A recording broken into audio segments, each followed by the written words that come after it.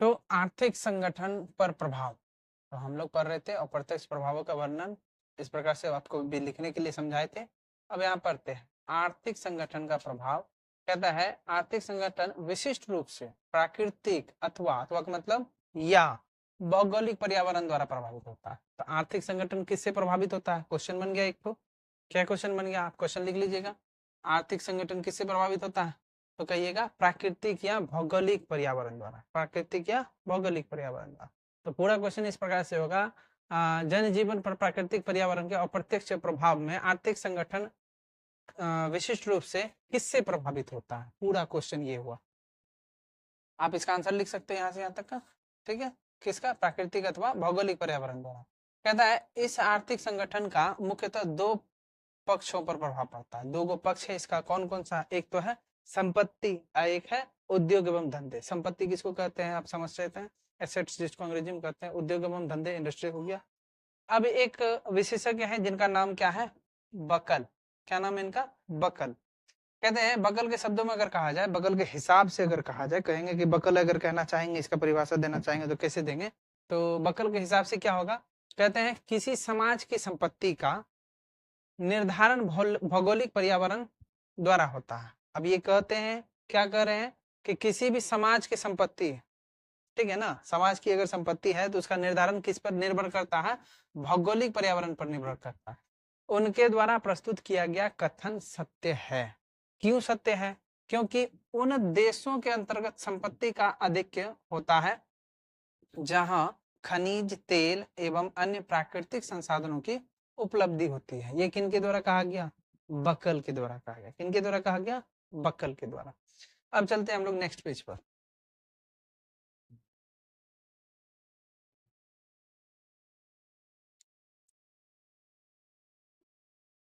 तो यहाँ देखते हैं, पेज को पहले थोड़ा एडजस्ट कर ले हम।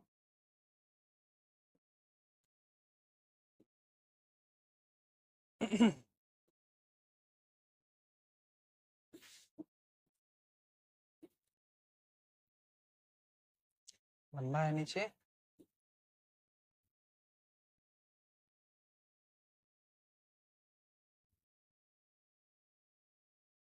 ठीक है,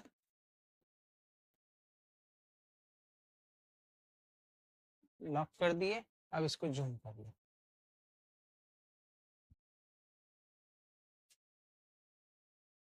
चलिए यहाँ से समझते हैं हम लोग। तो अभी हम लोगों ने देखा बकल के अनुसार। अब कहते हैं उदाहरण में समझाने के लिए अमेरिका, रूस, सऊदी अरब आदि ये सभी देश में ऐसा नियम बकल के द्वारा जो कहा गया है वो नियम का अच्छी तरह से पालन किया जाता है।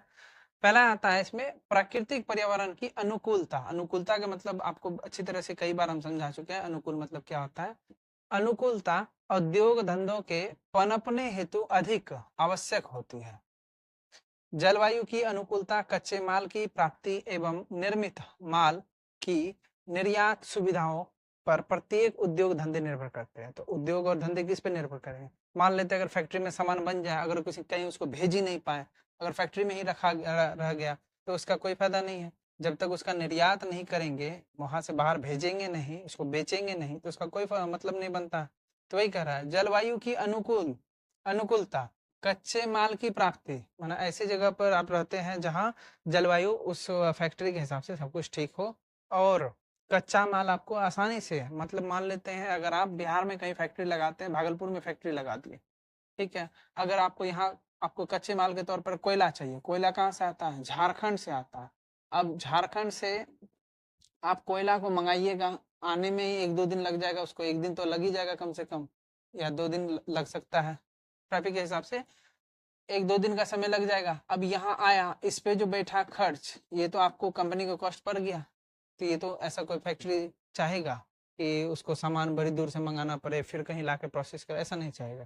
कंपनी क्या चाहती है, फैक्ट्री क्या चाहती है कि सामान उसको नजदीक में ही कहीं मिल जाए, नजदीक में ही कहीं मिल जाए। नहीं, इसीलिए क्या करते हैं उद्योग, सारी उद्योग सेवाएं क्या करती है कि वैसे जगह पे जाकर अपने उद्योग को व्यवस्थित करती है जहाँ कच्चा माल उसको आसानी से मिल सके। मान लेते हैं प्लाईवुड का फैक्ट्री है, तो प्लाईवुड के फैक्ट्री के लिए क्या है, सबसे ज्यादा क्या चाहिए उसको? पेड़, जिससे वो अपने प्लाई को बना सके। लकड़ी चाहिए, लकड़ी जंगल से मिलेगा। जंगल है, मान लेते हैं भागलपुर में आपको स्थापित कर दिए, जंगल तो यहाँ है नहीं। अब यूपी से आप मंगाइएगा सामान, वहां से यहाँ आएगा, फिर आप उसको बनाइएगा, तो आपको ज्यादा खर्चीला पड़ गया, है कि नहीं? तो इसी में कह रहा है कि निर्मित माल की निर्यात होना सुविधाओं पर प्रत्येक उद्योग धंधा निर्भर करता है। मतलब यहाँ से भेजना भी है, अगर इसी में आपको खर्च बहुत ज्यादा पड़ गया, आप उसको बेचिएगा कैसे, दिक्कत हो जाएगा। तो उसको निर्यात करने का व्यवस्था आपको सोच के चलना होता है। उदाहरण के लिए देखिए, वस्त्र उद्योग हेतु नम जलवायु की आवश्यकता होती है। मान लेते हैं वस्त्र उद्योग ऐसी जगह पे लगाया जाएगा जहाँ कैसा हो, वातावरण नम हो, क्योंकि शुष्क जलवायु होने पर ताना शीघ्र ही टूट जाता है। तो फैक्ट्री में ही आप पूरा फैक्ट्री में आप क्या कीजिएगा, नमी बनाए रखने के लिए पूरा फैक्ट्री आइसोलेटेड थोड़ी कर सकते हैं, आपको खर्चा पे भी ध्यान देना होता है। इसीलिए उससे अच्छा क्या होगा कि हम ऐसे जगह पे चले जाए जहाँ का जलवायु पहले से ही क्या हो, नम हो, है कि नहीं? अगर उसको नमी बनाना है हमको, तो ऐसी जगह पे जाएंगे, पहले से चले जाएंगे, खर्च कम हो जाएगा हमारा। कहता है लौह उद्योग वही सफलता प्राप्त करते हैं जहां निकट अर्थात आसपास में लोहे की खान, अभी जस्ट आपको समझाए, आसपास में ही होना चाहिए। जो भी कच्चा माल आपको चाहिए, आपके फैक्ट्री को चाहिए बनाने के लिए, वो क्या हो, नजदीक में होना चाहिए, तभी वो सफल हो सकता है। आगे बढ़ते हैं। इसमें आता है सामाजिक संगठन। क्या आता है, सामाजिक संगठन पर प्रभाव, प्राकृतिक जनजीवन पर पर्यावरण का अप्रत्यक्ष प्रभाव में हम लोग देखते हैं सामाजिक संगठन पर प्रभाव। क्या है कि व्यक्ति का सामाजिक संगठन भी प्राकृतिक पर्यावरण द्वारा सर्वाधिक प्रभावित होता है। कहते हैं इस बार है, कौन है विशेषज्ञ, लिटले। अब ये लिटले, इससे पहले हम लोग बगल के बारे में सुने थे, अब लिटले के बारे में सुनते हैं। ये क्या कहते हैं, ऐसे पर्वतीय क्षेत्र, पर्वतीय क्षेत्र का मतलब समझते हैं जहां खदानों की कमी होती है। कह रहे हैं आप किसके बारे में सोचिए, ऐसा पर्वत क्षेत्र सोचिए जहां खदान की कमी है, जहां से खदान से जो हम लोग को प्राप्त होता है अयस्क, उसकी कमी है, खदान की ही कमी है। जनसंख्या की वृद्धि वहां अभिशाप समझ जाती है, वहां क्या समझी जाती है, अभिशाप समझी जाती है। क्यों? क्योंकि वहां काम नहीं मिलेगा उनको जल्दी। वहां ऐसी वाहिक संस्थाएं स्थापित की जाती है जिनसे जनसंख्या में वृद्धि ना हो। यही कारण है कि जौनसार बाबर में बहुपति का प्रथा का प्रचलन है। इससे जनसंख्या पर नियंत्रण रहता है। इससे भिन्न समूह तथा स्वधन संपन्न स्थानों पर बहुपत्नी प्रथा को मान्यता प्रदान की जाती है। मतलब अब एक से ज्यादा भी पत्नी को रख सकते हैं। फिर भी इससे अटल सत्य नहीं कहा जा सकता है कि सामाजिक संगठनों पर भौगोलिक पर्यावरण का पूर्ण रूप से प्रभाव पड़ता है। अनेक व एक समान भौगोलिक पर्यावरण वाले स्थानों में विभिन्न प्रकार की संस्थाएं का प्रचलन है। अब हम लोग आगे देखते हैं धार्मिक संगठन पर क्या अप्रत्यक्ष रूप से प्रभाव पड़ता है। कहता है व्यक्ति के धार्मिक विश्वास भी भौगोलिक पर्यावरण द्वारा घनिष्ठ रूप से प्रभावित होता है। समझ रहे बात को, क्या कहा, व्यक्ति के धार्मिक विश्वास, हमारे सभी धर्म है, बहुत सारे धर्म हम लोग मानते हैं, सब अपना अपना धर्म को मानते हैं। कहता है इसमें भी भौगोलिक पर्यावरण द्वारा घनिष्ठ रूप से प्रभावित होता है। कैसे प्रभावित होता है, चलिए ये देखते हैं। तो वैज्ञानिक जो विशेषज्ञ है, नाम है इसका CF कैरी। ये क्या कहते हैं कि किसी समाज में लोगों का धर्म अधिकांश रूप से पृथ्वी पर उनकी स्थिति, उन्हें दृश्यों तथा प्राकृतिक घटनाओं पर आधारित होता है। सही बात है, हमारे धर्म में भी बहुत सारी घटनाएं, जैसे हमारे धर्म में देख लीजिए समुद्र मंथन हो जाए, या फिर आपको रामायण हो, महाभारत हो, लव कुश हो, जिसके भी आधारित है, ये सभी किस पे है, प्राकृतिक घटनाओं पर ही आधारित है। कहता है जिनमें उनके जीवन व्यतीत होते हैं तथा जिनके वे अभ्यास होते हैं। भारत एक प्राकृतिक प्रधान देश है। भारत के बारे में कह रहा है कि भारत कैसा देश है, प्राकृतिक प्रधान देश है। आप इस लाइन का प्रयोग किसी भी आंसर को देने में कर सकते हैं जहां पर भी भारत का बात हो। तो आप हिस्ट्री में भी इसका प्रयोग कर सकते हैं, भारत एक कृषि प्रधान तो है ही, प्राकृतिक प्रधान भी है। आप ऐसे भी लिख सकते हैं भारत एक ऐसा देश है जो कृषि एवं प्राकृतिक प्रधान है। एक लाइन आपका आंसर बन जाएगा। कहता है इस कारण यहाँ पृथ्वी, वृक्ष, नदियां आदि को पूजा जाता है। सही बात है, नदी को पूजते हैं छठ पूजा में। उसके बाद जो है पृथ्वी की भी पूजा करते हैं, धरती माता के नाम से हम लोग बोलते हैं ना, उसके बाद जो है वृक्ष की भी पूजा करते हैं, पीपल के वृक्ष की पूजा करते हैं, बरगद के वृक्ष की पूजा करते हैं और तुलसी के पौधे की पूजा करते हैं। फिर कहता है भारत जो है कृषि प्रधान देश है। लीजिए, हो गया, बात क्लियर हो गया। अभी जस्ट कहे थे कि भारत क्या है, कहा गया जी, ये प्राकृतिक प्रधान देश है, और ऊपर से तुरंत बोल दिया कृषि प्रधान देश है। तो आप दोनों लगा के लिख सकते हैं। इसलिए यहाँ भगवान इंद्र की उपासना अर्थात वर्षा के देवता में भी महत्व है। तो बहुत सारे भगवान है भाई, सब चीज के लिए। पवन देवता है, उसके बाद इंद्र देवता है, ब्रह्मा देवता है, तो ब्रह्म भगवान है। तो प्राकृतिक प्रधान है, प्लस में कृषि प्रधान। गौ पूजा भी हम लोग करते हैं, गोवर्धन पर्वत पूजा भी करते हैं। कहता है स्वास्थ्य पर अप्रत्यक्ष रूप से क्या प्रभाव पड़ता है हमारे, यानी हेल्थ पर। मानव स्वास्थ्य का आधार भी प्राकृतिक पर्यावरण होता है। कैसे? अब इसके लिए कौन आए?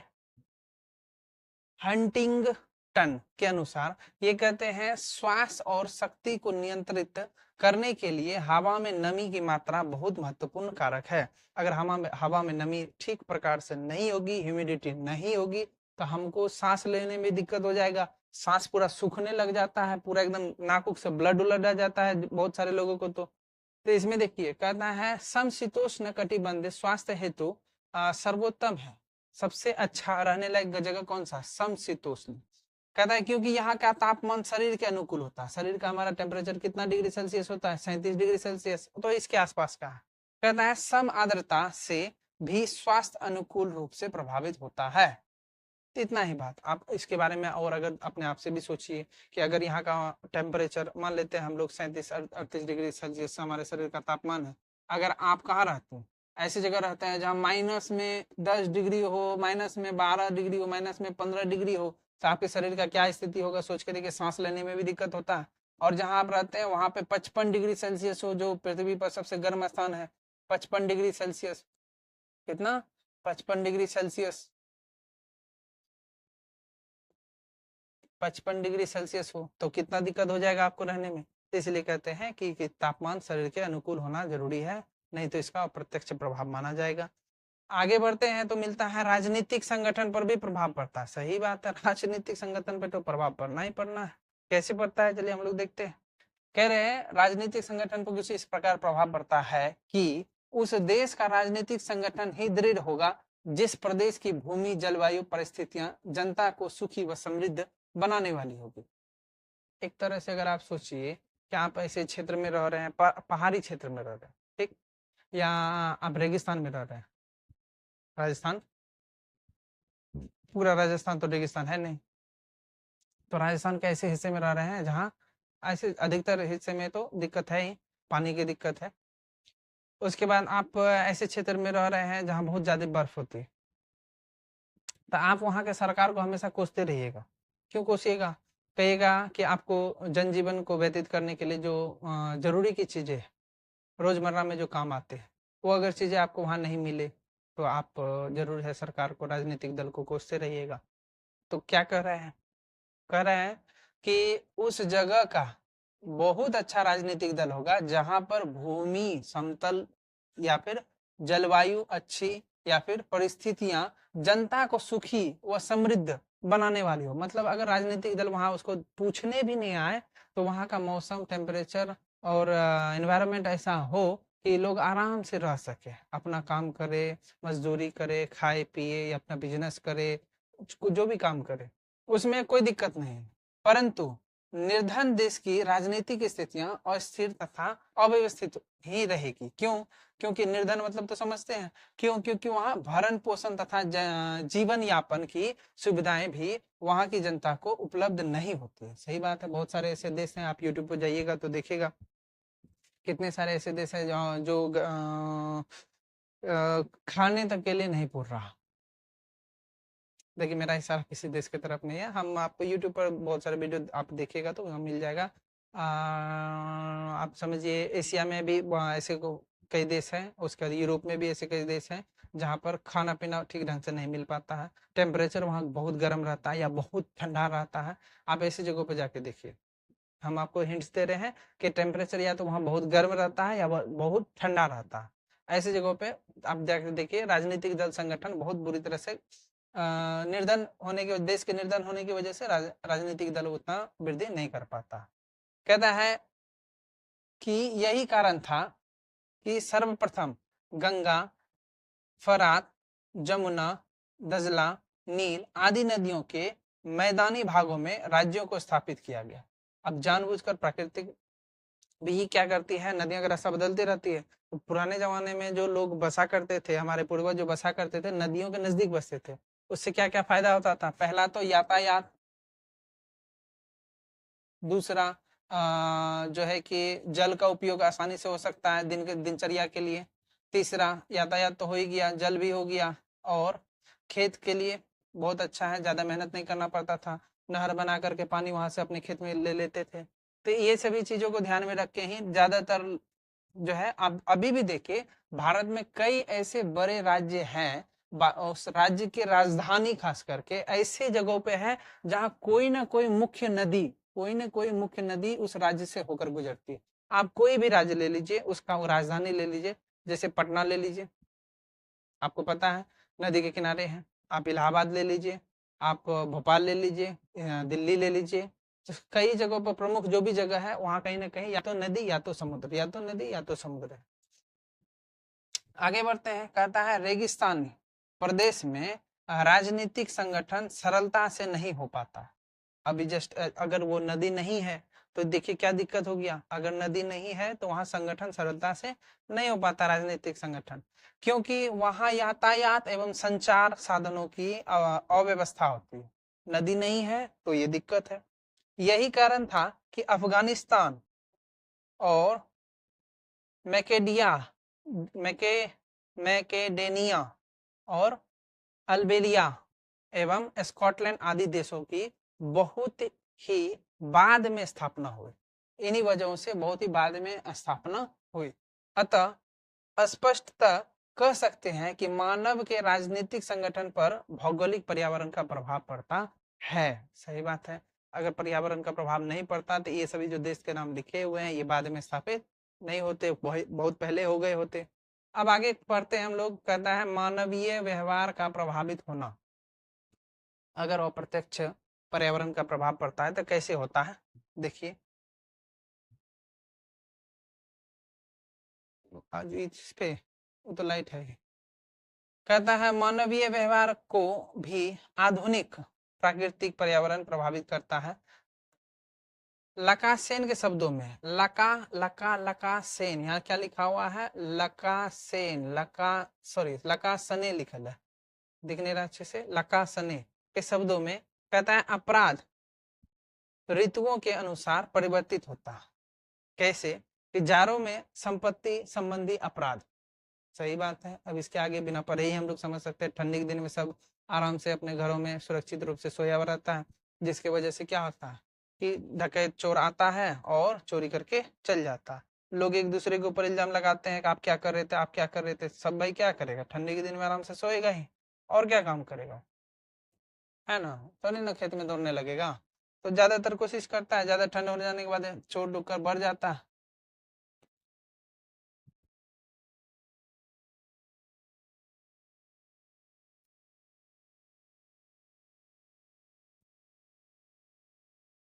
चलिए आगे देखते हैं। तो होते हैं, तथा गर्मियों में व्यक्ति संबंधी चोरपाट तो होते रहता है। समाज शास्त्रियों के मत के अनुसार जाड़ों में चोरी डकैती आदि अपराध अधिक होते हैं। अभी भी आप देख सकते हैं अपने क्षेत्रों में जब ठंडी का समय आता है तब चोरी डकैती का संभावना बढ़ जाता है। कहता है इससे भिन्न गर्मियों में बलात्कार तथा हत्या से संबंधित अपराध अधिक होते हैं। तो ये बात सही है, ये कई सालों तक अध्ययन करने के बाद यह निष्कर्ष निकलता है कि किस तरह के अपराध कब देखे जा सकते हैं। आप भी अगर गौर कीजिएगा, अगर डाटा एनालिसिस कीजिएगा अपने विगत वर्षों में, अपने गांव के, अपने शहर के, तो आपको अंदाजा लग जाएगा कि हाँ ये कथन सच में सही है। कहते हैं कला एवं साहित्य का प्रभावित होना किस तरह से, कला और साहित्य भी प्रभावित होता है। तो देखते हैं अप्रत्यक्ष प्रभाव पड़ता है। प्राकृतिक पर्यावरण का प्रभाव पर्याप्त रूप से कला एवं साहित्य पर भी पड़ता है। कैसे? अपने स्थानीय प्राकृतिक वातावरण से प्रभावित होकर अनेक प्रसिद्ध साहित्यकारों द्वारा अनेक विश्व प्रसिद्ध रचनाएं की। अनेक प्रसिद्ध रचनाकारों जैसे कि कालिदास, टैगोर, सुमित्रा नंदन पंत और वर्ड्सवर्थ ने प्राकृतिक वस्तुओं यथा पेड़ पौधे, नदियों, फल फूल, पर्वत, झीलें, झरने आदि से प्रेरित होकर के ही रचनाएं लिखी थी। अभी तक आप गाना भी सुनते होंगे, आज ब्लू है पानी पानी, पर्वतों में आज मैं टकरा गया, बहुत सारे गाना थे। ये सब किससे प्रेरित होकर के? ये प्राकृतिक चीजों से प्रेरित होकर के ही करते हैं, तो इनका भी प्रभावित होता है। कहता है संस्कृति का प्रभाव क्या पड़ता है? संस्कृति समझते हैं, सभी जाति धर्म के अलग अलग संस्कृति होते हैं, अलग अलग मान्यताएं होते हैं। तो इसमें हम लोग ओडम के अनुसार पढ़ेंगे। कहते हैं ओडम क्या कहते हैं? सांस्कृतिक तथा भूगोल अष्ट स्थकरणीय है। कहते हैं भूगोल वेदियों ने दृष्टि से भौगोलिक पर्यावरण ही संस्कृति का मुख्य आधार है। कैसे? कृषि संस्कृति मैदानों में नदियों के तटों पर विकसित हुई है। अभी पहले भी बताया, हमेशा ज्यादातर सभी सभ्यताएं कहाँ विकसित होती है? नदियों के तटों पर। कहाँ? नदियों के तटों पर एवं मैदानी क्षेत्र में। कहाँ कहाँ? नदियों के तटों पर एकदम एवं मैदानी क्षेत्रों में। कहता है कि इसमें हुई एवं औद्योगिक संस्कृति का खनिज पदार्थ के अधिक वाले क्षेत्र में। औद्योगिक संस्कृति कहाँ बनी? फैक्ट्री वगैरह कहाँ लगी? जहां पर खनिज पदार्थ आसानी से उपलब्ध हो। अब क्या हम लोग कह सकते हैं बिहार में तो बहुत ज्यादा कुछ है नहीं खनिज, सब जो खनिज था और सब बंटवारा के समय में कुछ झारखंड में चले गया, कुछ जो है कि छत्तीसगढ़ में चले गया। कहता है क्षेत्रों के अंतर्गत तीव्र गति से विकास हुआ। फिर भी भौगोलिक पर्यावरण द्वारा संस्कृति का पूर्ण निर्धारण होना असत्य है। भिन्न भिन्न संस्कृतियां अनेक व समान भौगोलिक पर्यावरण के अंतर्गत विकसित होती रहती है। इसके अतिरिक्त भौगोलिक पर्यावरण की तुलना में मानव विचारों पर अधिक आश्रित है। कहते हैं भौगोलिक पर्यावरण का प्रभाव यातायात व आवागमन के साधनों पर भी कम हुआ है। आप समझ सकते हैं अच्छी तरह से, एकदम नॉर्मल लैंग्वेज में लिखा हुआ।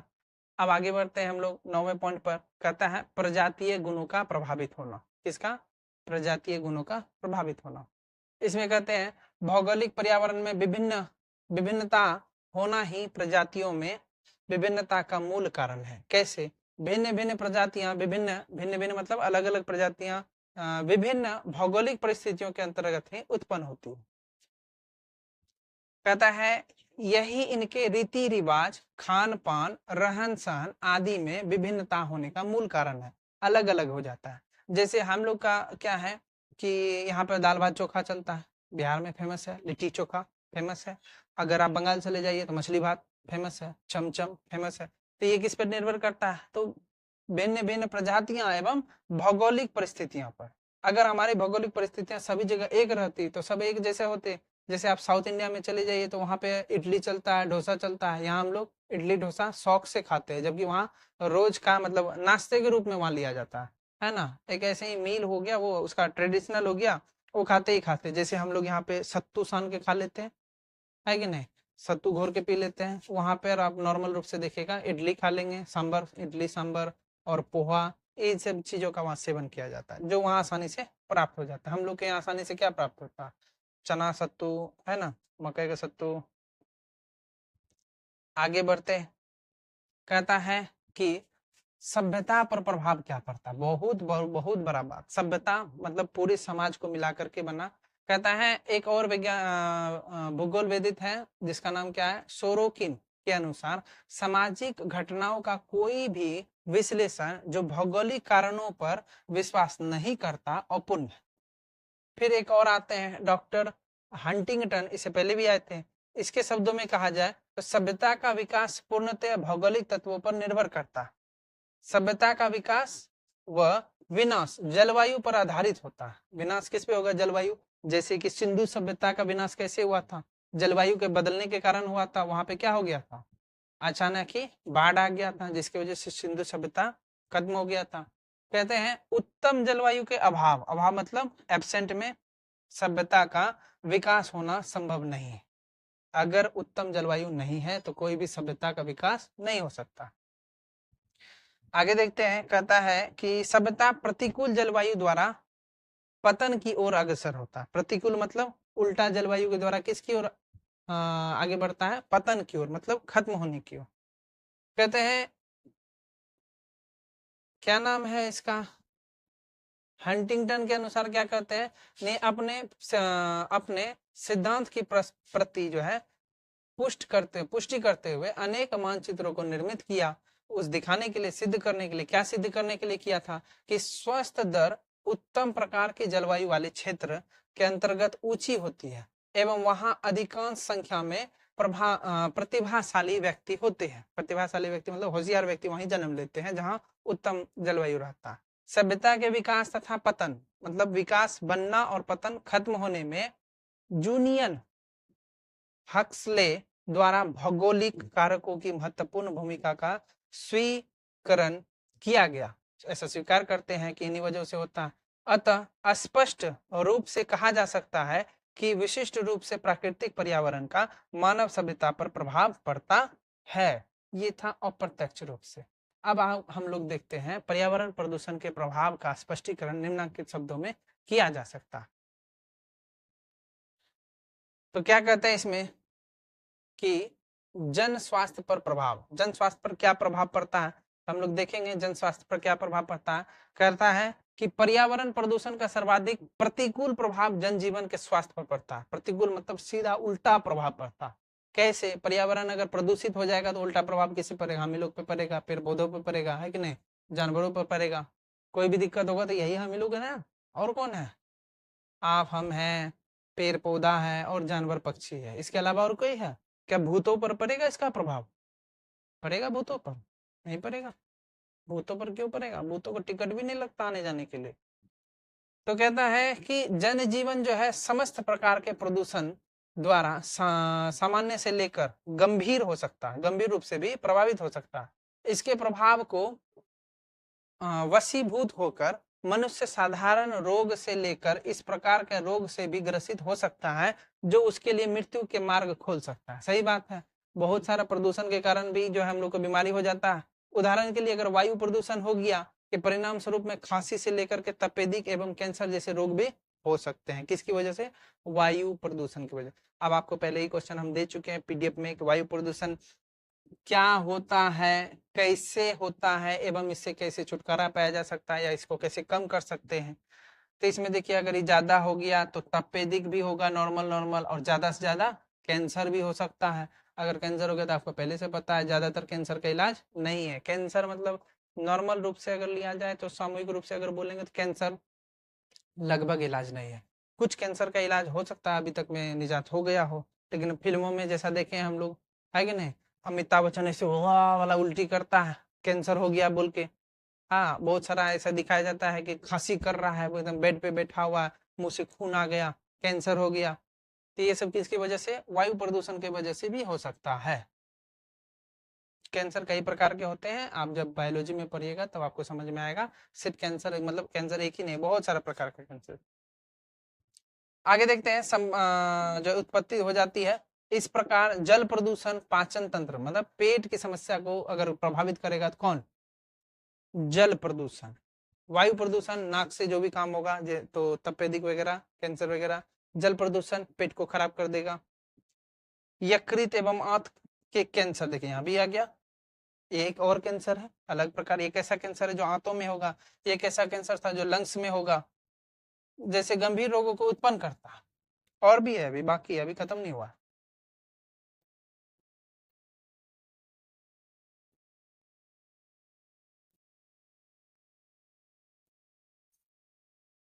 चलिए यहाँ से देखते हैं। वो कहता है कि इसके अतिरिक्त ध्वनि प्रदूषण भी है। ध्वनि प्रदूषण द्वारा साधारण साधारण चिड़चिड़ाहट से लेकर के, मतलब आप जो है साधारण चिड़चिड़ाहट मतलब कुछ इस प्रकार से होता है जैसे हेडफोन लगाकर कान में रखे हैं, बहुत देर तक गाना सुन रहे हो एकदम लाउड साउंड में, जबकि थोड़ा साउंड में सुनना चाहिए, और अलग बात है बहुत देर तक सुन रहे हैं, धीरे धीरे धीरे मन ऐसा आपका चिड़चिड़ा हो जाता है, गुस्सा आने लगता है, छोटी छोटी बातों पर गुस्सा आ जाता है।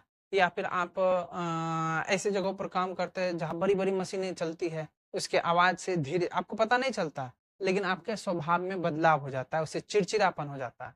ये स्पष्ट रूप से आप जब इस पर ध्यान दीजिएगा तब आपको समझ में आएगा कि जब भी आप ऐसे का जगहों पर काम करने जाते हैं या फिर ट्रैफिक में जाते हैं जहां गाड़ियों की हॉर्न बजाई जाती है, बहुत लगातार बजते रहते हैं, गाड़ियों के इंजन की आवाज होती है, तो इससे भी कैसा मन हो जाता है, चिड़चिड़ा हो जाता है। ये मिनिमम है, मैक्सिमम कहाँ, हृदय रोग हो सकता है, उच्च रक्तचाप हो सकता है, यानी बीपी जिसको बोलते हैं, ब्लड प्रेशर जिसको बोलते हैं, किसकी वजह से हो सकता है, ध्वनि प्रदूषण की वजह से हो सकता है।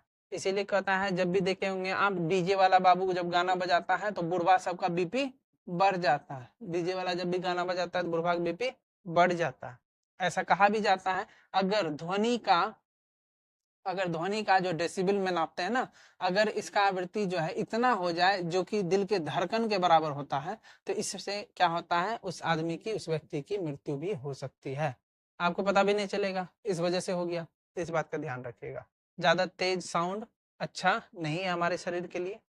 कहता है और क्या हो सकता है, पूर्ण बधिरता भी हो सकता है, मतलब बहरा जिसको बोलते हैं, कान खराब हो सकता है। जैसे गंभीर रोग से मनुष्य ग्रसित हो सकता है, किसकी वजह से, ये ध्वनि प्रदूषण की वजह से।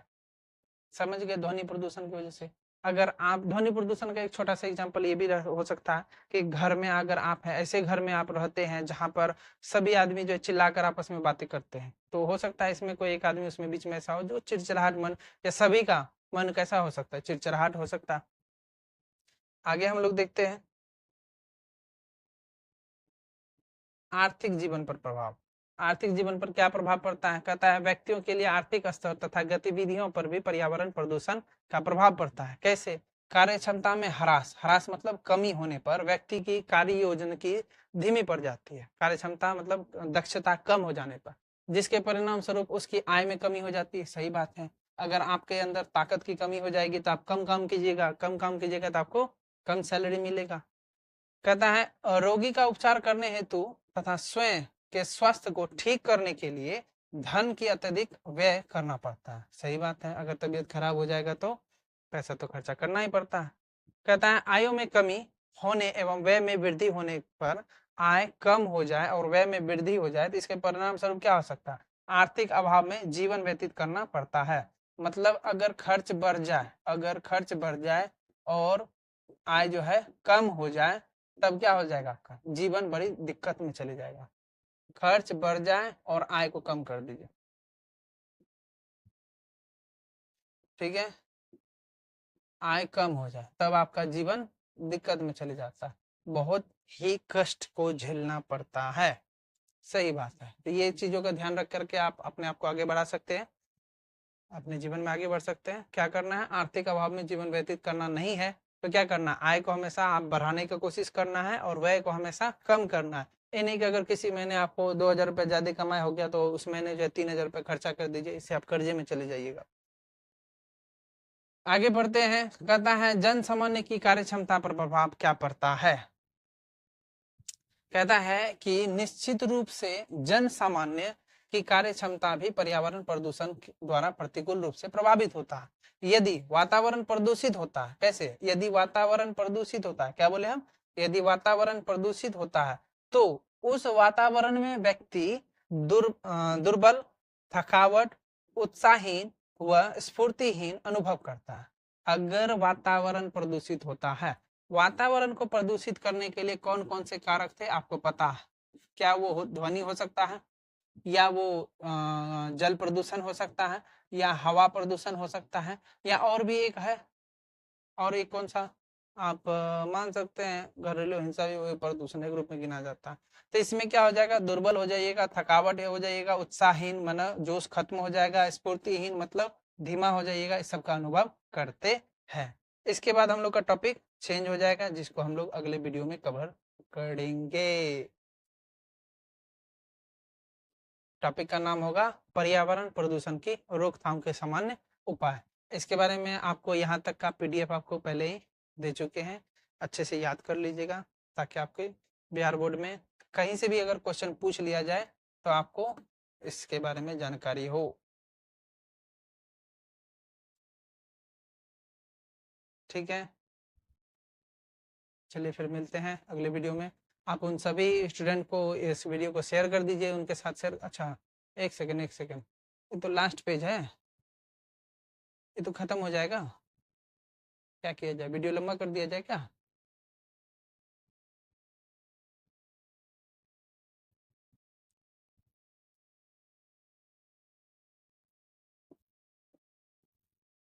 इतना ही है। चलिए इसको खत्म कर देते हैं, क्या होगा, थोड़ा सा वीडियो लंबा हो जाएगा और क्या। चलिए देखते हैं फिर। कहता है पर्यावरण प्रदूषण की रोकथाम के सामान्य उपाय। क्या कर सकते हैं आप पर्यावरण के प्रदूषण होने से रोकने के लिए? आप कर सकते हैं, मानव सभ्यता के विकास विकास का एक अनिवार्य प्रतिफल ही पर्यावरण प्रदूषण है। आप क्या कहे कि विकास एक अनिवार्य प्रतिफल है मानव सभ्यता का विकास। आप मानव सभ्यता का विकास को ना कभी रोक पाइएगा, ना ही कभी प्रदूषण रुकेगा। ये इनडायरेक्टली इनके द्वारा कहा गया, और यही चीज हम भी महसूस करते हैं। पर्यावरण प्रदूषण क्यों होता है? क्योंकि मानव सभ्यता अपना लगातार विकास करने में लगा हुआ है, जिसकी वजह से प्रदूषण को जन्म दे रहे हैं। अगर ये विकास रोक दिया जाए, विकास किस प्रकार का, जैसे लग्जरियस लाइफ, आरामदायक जीवन व्यतीत करने के लिए हम लोग क्या करते हैं, बहुत ज़्यादा जो है ऐश का निकालते हैं, खनिजों का निकालते हैं, खनन करते हैं, और पेड़ पौधों को काटते हैं, उससे लकड़ी प्राप्त करते हैं। और जो है कि आप देख लीजिए, बहुत सारे एसी है, उसका रेफ्रिजरेटर है, और इस सब क्या है, पर्यावरण को क्षति पहुंचाते हैं। अगर जब तक हम लोग सुविधा के चक्कर में रहेंगे, तब तक जो है पर्यावरण का दोहन करते रहेंगे, और जब तक पर्यावरण का दोहन करेंगे तब तक प्रदूषण करते रहेंगे। ना तो कभी ये जो है विकास रुकेगा, और ना ही कभी पर्यावरण का क्या होगा, प्रदूषण रुकेगा। समझ गए? अब फिर भी लेकिन अब पढ़ना तो है ही, हमारे हाथ में तो है नहीं कि सब मिलके सबको होशियार होगा। इसलिए क्या करना हो, सबको पढ़ा दीजिए। सब जब पढ़ लेगा तब बराबर हो जाएगा, सबको ज्ञान हो जाएगा। हाँ, ज्यादा सुख सुविधा में नहीं रहना है, नॉर्मल एवरेज में रहना है, जिससे क्या हो, पर्यावरण का दोहन कम हो। क्योंकि यही सभ्यता, यही सब कुछ हम लोग को अगले पीढ़ी को भी सौंपना है, हमारी जिम्मेदारी है। तो कहता है पर्यावरण प्रदूषण के अभाव में ये क्षेत्र विकसित नहीं हो सकते। सही बात है, पर्यावरण प्रदूषण अगर होते रहेगा तो एक तरह से देखिए, मतलब दो बात हो गया। अगर प्रदूषण हो गया तो विकास नहीं होगा। कौन सा विकास नहीं होगा? इसके आगे का विकास नहीं होगा। मान लेते हैं अगर 2025 में अभी है, अभी प्रदूषण का लेवल इतना कर दिए सांस लेना तक मुश्किल हो जाए, तो जिस समय हम लोग 4025 में पहुंचेंगे, तो उस समय तक विकास जो है पूरा ही नीचे जा चुका होगा। समझने की कोशिश कीजिए। जब 1025 था तो उस समय ज्यादा विकास नहीं हुआ, ठीक है, उस समय ज्यादा विकास नहीं हुआ था, तो उस समय प्रदूषण भी उतना नहीं था, उस समय प्रदूषण भी उतना नहीं था। आज जितना विकास हो गया उतना ही ज्यादा प्रदूषण हो गया। प्रदूषण को कम करेंगे तो आगे विकास धीरे धीरे होते रहेगा, अगर प्रदूषण को बढ़ा देंगे तो विकास एक के बार में चित्राग झपटी में चल जाएगा।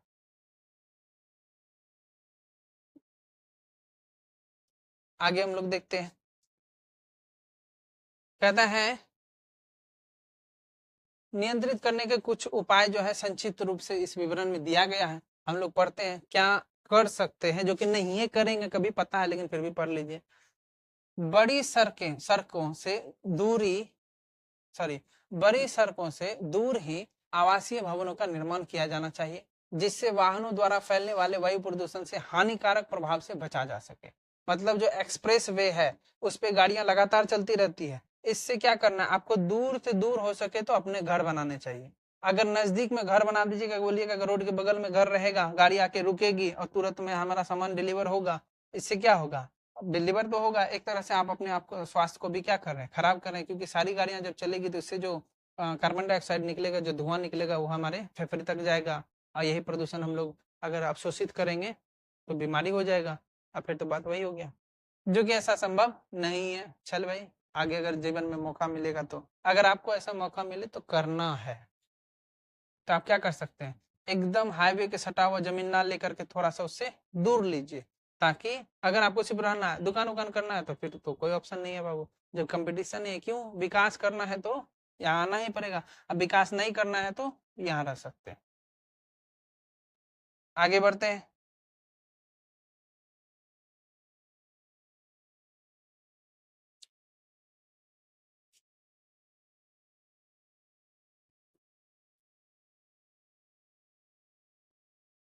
दूसरा आता है पर्यावरण प्रदूषण के कारकों की जानकारी प्राप्त की जानी चाहिए। मतलब किन कारणों से पर्यावरण प्रदूषित हो रहा है, इन कारणों को पता करें। और पता करके भूल जा। पता करके भूल जा, क्यों? क्योंकि रोक तो पाइएगा नहीं आप। कहता है एवं उसको यथासंभव प्रभाव विहीन बनाने की चेष्टा की जानी चाहिए। इसीलिए आज यही चेष्टा की वजह से आज आप लोग को गाड़ी जो है कौन सी मिलती है, BS6 बोल के मिलती है, BS6 इंजन मिलता है। इसी प्रदूषण को रोकने की चेष्टा की वजह से। ऐसा नहीं है कि काम नहीं होता है, काम होता है।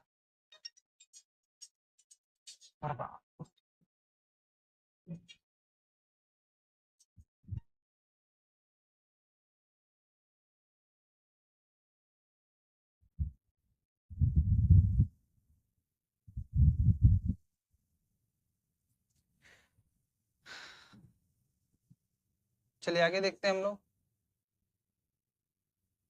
कहता है इस प्रकार की तकनीक का उपयोग किया जाना चाहिए। कौन सा, सॉरी आगे बढ़ गए। BS6 इंजन वही प्रदूषण को रोकने के लिए ही किया जाता है। आप उसके बारे में ज्यादा जानकारी यूट्यूब से प्राप्त कर सकते हैं। कहता है परमाणु परीक्षण और विस्फोटों को यथासंभव प्रतिबंधित किया जाना चाहिए।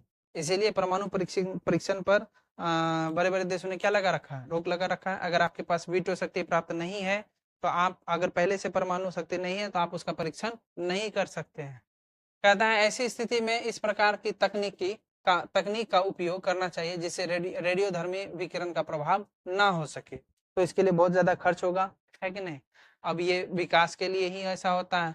विकास कीजिएगा, परमाणु शक्ति रहेगा तभी ना दूसरा देश आपसे डरेगा, नहीं रहेगा तो कोई भी देश आएगा और घर का कुछ चल जाएगा।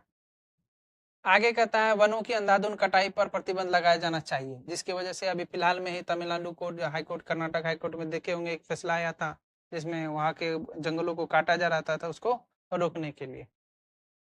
कहता है इसके साथ इसके स्थान पर अधिक से अधिक वृक्षारोपण किया जाना चाहिए। कार्बन डाइऑक्साइड गैस का शोषण कर वृक्ष वायुमंडल में ऑक्सीजन गैस का विसरण करते रहना चाहिए। इससे वायु शुद्धता होती रहेगी और हमारे जीने के चांस बढ़ जाएंगे। और आखिरी 3 पॉइंट है, देख लेते हैं। कहता है औद्योगिक गैस की चिमनियों का निर्माण अत्यधिक ऊंचाई पर किया जाना चाहिए।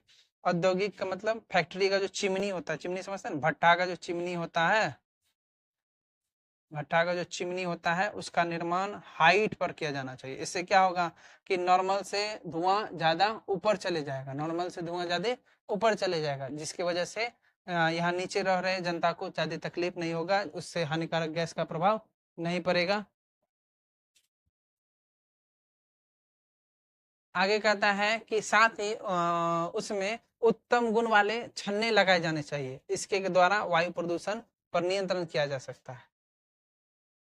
आगे कहता है वाहित मल के शोधन के उपाय होना की खोज होना चाहिए। मतलब जो मल जो बहाते हैं, जो वेस्ट को जो बहाते हैं उत्सर्जन करने के बाद, भौतिक या रासायनिक उपायों द्वारा उद्योग से विसर्जित होना चाहिए। अपशिष्ट पदार्थों को उपचारित करके ही उन्हें जल के स्रोत में सम्मिलित किया जाना चाहिए। ऐसे क्या होते हैं, यहाँ आता है टंकी, पखाना वाला टंकी के बारे में बात हो रहा है, जो आता है खाली करने के लिए, वो क्या करता है, खाली करके चले जाता है कहीं भी, जल उल में नदी में बहा देता है, जिससे क्या हो सकता है, बीमारी हो जाता है। पहले तो हो जाता था।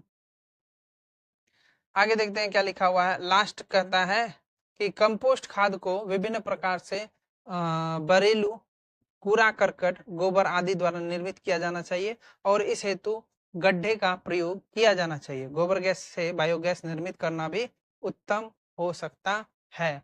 कंपोस्ट खाद को अगर खेत में छींटते हैं तो इससे भी बहुत ज्यादा इसका फसल में वृद्धि देखने को मिलता है, लेकिन इसको बनाने की प्रक्रिया थोड़ी जटिल होती है, जिसके कारण लोग इसके बजाय जो आर्टिफिशियल उर्वरक होता है उसका प्रयोग करते हैं, जो बड़ी बड़ी फैक्ट्रियों में बहुत सारे गैसों को रिलीज करने के बाद बनता है। और इसी के साथ आपका लेसन समाप्त हो गया। अब इसके बाद कुछ क्वेश्चन आंसर है जो आपको हम पीडीएफ चाहे हार्ड कॉपी दे देंगे।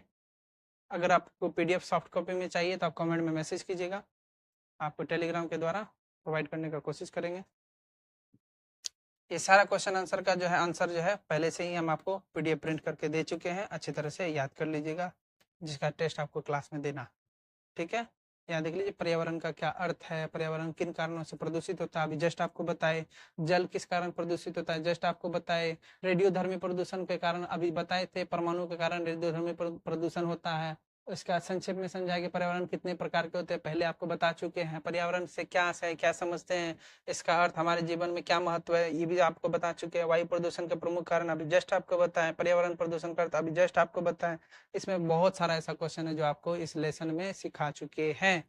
फिर भी आपको हम इसका क्वेश्चन का